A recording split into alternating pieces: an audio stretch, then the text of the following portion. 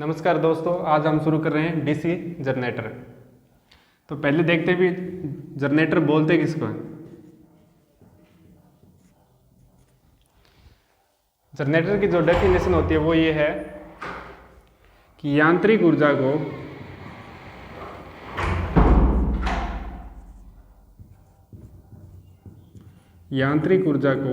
विद्युत ऊर्जा में चेंज करने वाली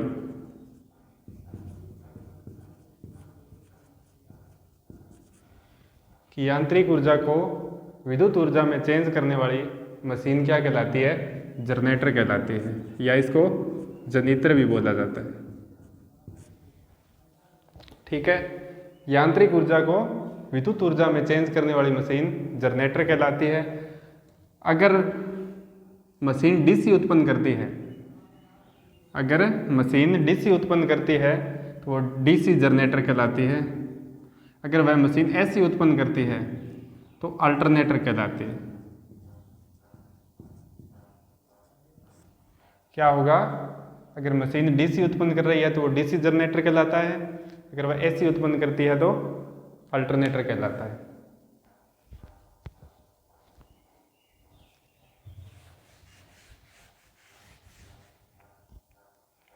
अब हम देखते हैं कि डीसी जनरेटर किस सिद्धांत पर कार्य करता है।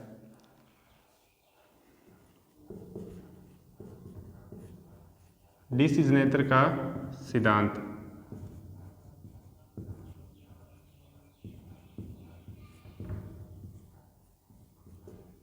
डीसी जनरेटर है जो फैराडे के इलेक्ट्रोमैग्नेट के नियम पर कार्य करता है। फैराडे के इलेक्ट्रोमैग्नेट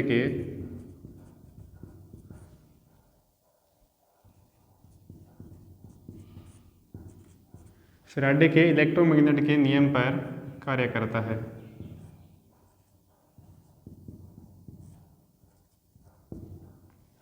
डीसी जनरेटर है, अल्टरनेटर है, ट्रांसफार्मर है, यह क्या है? फैराडे के इलेक्ट्रोमैग्नेट के नियम पर कार्य करते हैं। नियम देखो क्या होता है। इसका जो नियम है वो ये है कि किसी चुंबकीय क्षेत्र के अंदर किसी चालक को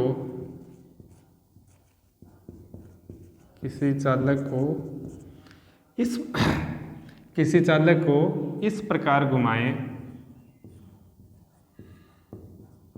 प्रकार घुमाएं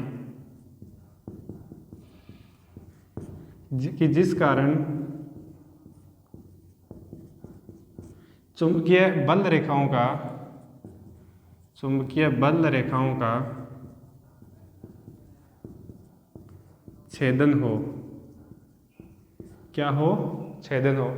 मतलब आपको क्या करना है, एक चालक लेना है तो उसके लिए अपने पास क्या होंगे? चुंबकीय क्षेत्र होगा। उस चुंबकीय क्षेत्र के अंदर आपको चालक को इस प्रकार घुमाना है कि जो चुंबकीय क्षेत्र में जो चुंबकीय बल रेखाएं हैं वो उस चालक के द्वारा उनका छेदन हो। तो उसके चालक के अंदर क्या उत्पन्न हो जाएगा? ईएमएफ उत्पन्न हो जाता है। इसी सिद्धांत पर डीसी जनरेटर कार्य करता है। अब अपने क्या लेते हैं? दो चुंबक लेते हैं, एन और एस। ये क्या है? एन और एस चुंबक है। इसके बीच में अपनों ने क्या रख दिया? एक धारावाही चालक रख दिया। क्या रख दिया? धारावाही चालक रख दिया। अब क्या होता है, जैसे ये चुंबकीय एन और एस के चुंबकीय क्षेत्र है, इसके अंदर आपने एक चालक रख दिया। इस चालक को आप किसी बाहरी प्राइम मूवर से घुमाते हो। किससे? बाहरी प्राइम मूवर से। किसी बाहरी प्राइम मूवर से घुमाते हो तो इसके अंदर क्या होगा? ये जो चुंबकीय रेखाएं बन रही है एन से एस की ओर, इन रेखाओं का क्या होता है? छेदन होता है। तो इस चालक के अंदर क्या उत्पन्न हो जाता है? ईएमएफ हो जाएगा। तो ध्यान रखना, जो ईएमएफ उत्पन्न हो रहा है वो चालक के अंदर होता है। ये लिख लेना आप, ईएमएफ चालक के अंदर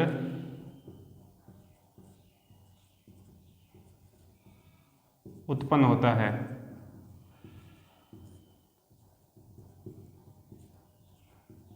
यहाँ पर ये बात ध्यान से पढ़ लेना भाई कि जो ईएमएफ उत्पन्न होगा वो किसके अंदर होगा, चालक के अंदर उत्पन्न होता है ईएमएफ हमेशा।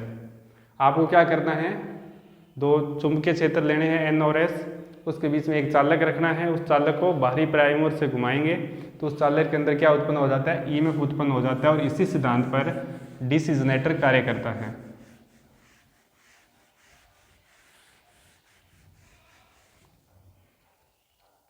अब बात आती है कि अगर बड़े जनरेटर लेते हैं, बड़े जनरेटर होते हैं उनके अंदर चुंबकीय क्षेत्र उत्पन्न करने के लिए, चुंबकीय क्षेत्र उत्पन्न करने के लिए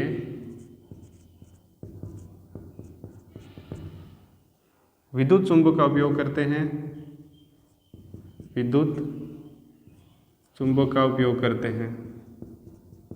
और जो छोटे जनरेटर होते हैं, छोटे जनरेटर होते हैं उनके अंदर क्या करते हैं, स्थायी चुंबक का उपयोग किया जाता है। स्थायी चुंबक, तो छोटे जनरेटर होते हैं उनको अपने डायनमो कहा जाता है। क्या कहा जाता है, डायनमो। जैसे वाहन वगैरह के अंदर बैटरी चार्जिंग करने के लिए उपयोग किया जाता है, उनके अंदर क्या प्रयोग करते हैं, स्थायी चुंबक प्रयोग करते हैं, होते वो भी डीसी जनरेटर ही हैं।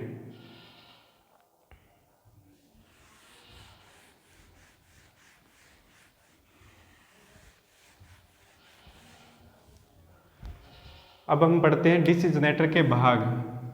डीसी जनरेटर के भाग।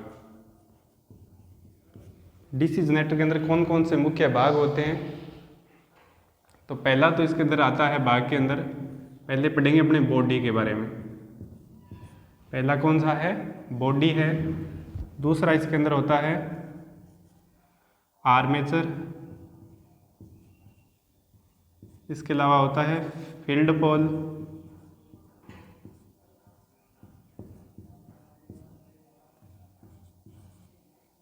कम्यूटेटर,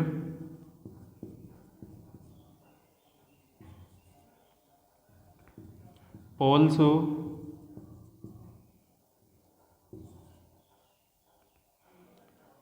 कूलिंग फैन,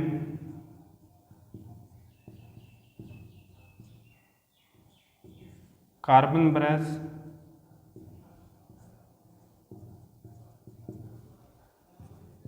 रोकर आर्म, और क्या होता है एंड प्लेट, और होता है फ्रंट प्लेट।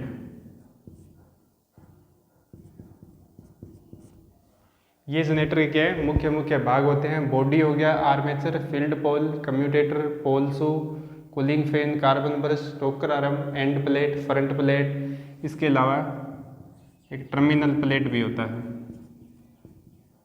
Terminal plate. ये जनरेटर के क्या होते हैं, मुख्य मुख्य भाग होते हैं।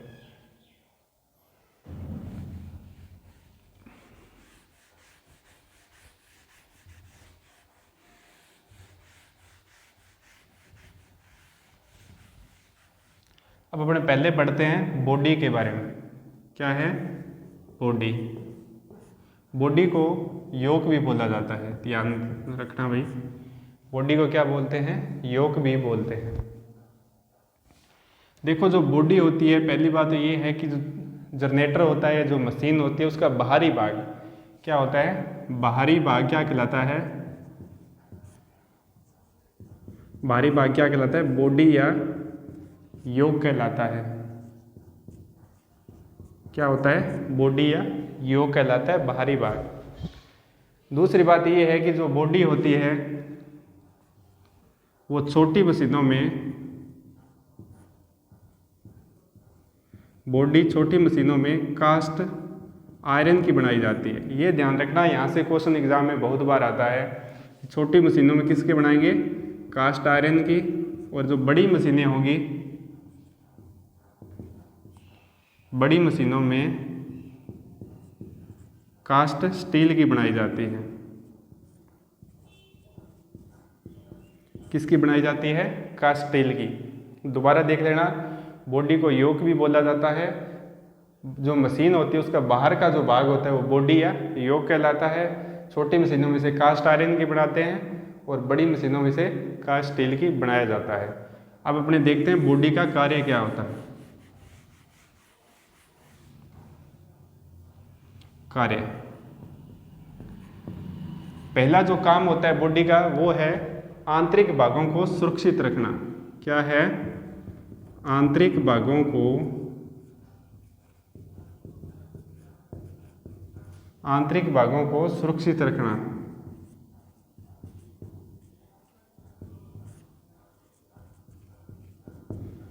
दूसरा इसका बॉडी का कार्य आता है चुंबकीय फ्लक्स के लिए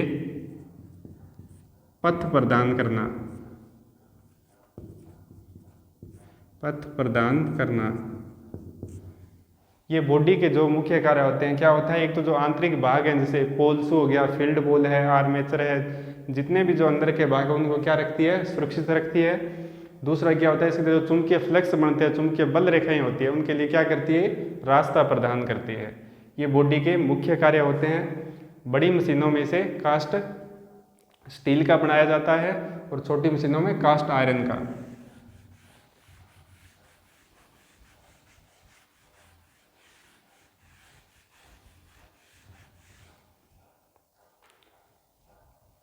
दूसरा भाग अपने पढ़ते हैं इसका आर्मेचर। दूसरा भाग क्या है? आर्मेचर है। तो पहली भाषा ये आती है कि घूमने वाला भाग, मशीन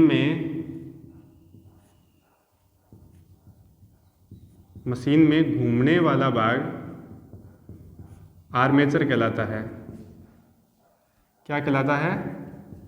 आर्मेचर कहलाता है।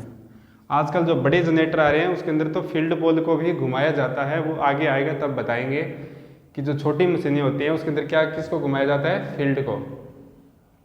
किसको घुमाएंगे? सॉरी, आर्मेचर को। तो घूमने वाला भाग होता है वो क्या कहलाता है? आर्मेचर कहलाता है। दूसरा, आर्मेचर सिलिकॉन स्टील का बनाया जाता है। आर्मेचर सिलिकॉन स्टील की पत्तियों को रिवेट करके बनाया जाता है। क्या किया जाता है? रिवेट करके बनाया जाता है। ये ध्यान रखना, यहाँ पर आर्मेचर होता है वो सीधा सिलिकॉन स्टील का नहीं बना होता। क्या होता है? सिलिकॉन स्टील की पत्तियां होती है, उनको एक साथ में क्या करते हैं? रिवेट के द्वारा जोड़कर आर्मेचर को क्या किया जाता है? तैयार किया जाता है। तीसरी बात इसके अंदर ये आती है कि आर्मेचर के अंदर वाइंडिंग की जाती है और वाइंडिंग के लिए आर्मेचर में स्लॉट काटे जाते हैं। क्या किया जाता है? आर्मेचर में वाइंडिंग के लिए क्या किए जाते हैं? स्लॉट काटे जाते हैं, या जिसको खांचे बोलते हैं। क्या काटे जाएंगे? स्लॉट या खांचे। स्लॉट या खांचे काटे जाते हैं।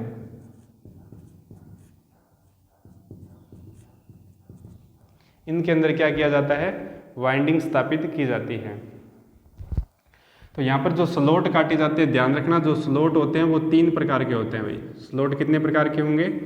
3 प्रकार के स्लॉट काटे जाते हैं आर्मेचर के अंदर, या खांचे काटे जाते हैं। जैसे पहला होता है आपका बंद खांचे। क्या है? बंद खांचे। दूसरा है आपका अर्धबंद खांचे। क्या है? अर्धबंद। और तीसरा होता है खुला खांचे।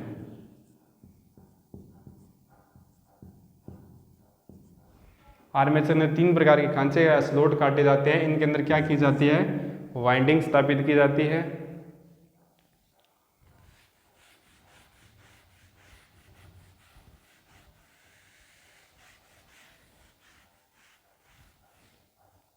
इसके अलावा एक बात ध्यान और रखना, आर्मेचर के अंदर 2 प्रकार की वाइंडिंग करते हैं अपने। कितने प्रकार की? 2 प्रकार की वाइंडिंग की जाती है आर्मेचर के अंदर। एक होती है लेप लेप वाइंडिंग और दूसरी होती है वेव वाइंडिंग। क्या उनसे होगी? लेप और वेव, दो तरीके की वाइंडिंग की जाती है। ये जब आगे लेसन आएगा तो थोड़ा बताऊंगा मैं आपको कि लेप और वेव क्या होती है। ये वैसे तो नॉर्मल क्या होते हैं, वाइंडिंग करने के तरीके होते हैं, जैसे सीरीज और समांतर होता है, उसी प्रकार क्या होगा, लेप और वेव क्या है, वाइंडिंग के प्रकार हैं। ये आर्मेचर के अंदर ये डिपेंड करता है भी अपने को एम्पियर ज़्यादा लेनी है या वोल्टेज ज़्यादा लेनी है, उसके आधार पर क्या करते हैं, अपने आर्मेचर की वाइंडिंग स्थापित करते हैं। ये थी आर्मेचर की मुख्य मुख्य बातें कि आर्म घूमने वाला भाग क्या कहलाता है, आर्मेचर कहलाता है। सिलिकॉन स्टील की पत्तियों को रिवेट करके बनाया जाता है, इसके अंदर वाइंडिंग स्थापित की जाती है। उनमें क्या होते हैं, खांचे कटे होते हैं, ठीक है। उन खांचों के अंदर क्या करते हैं, वाइंडिंग स्थापित करते हैं और आर्मेचर को शाफ्ट के ऊपर स्थापित किया जाता है। भाई आर्मेचर को शाफ्ट के ऊपर स्थापित किया जाता है।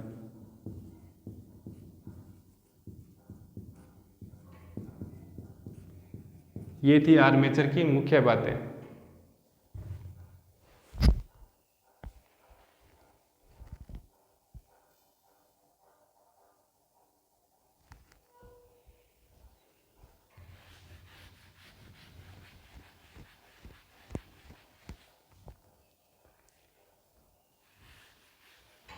बाकी जो इसके जो भाग बच गए हैं वो कल पढ़ाएंगे आपको। इसको आप नोट जरूर करना, अगर ना समझ आए तो वीडियो को रोक कर दोबारा देख लेना, फिर भी कोई दिक्कत लगे तो कमेंट करके ज़रूर बताना।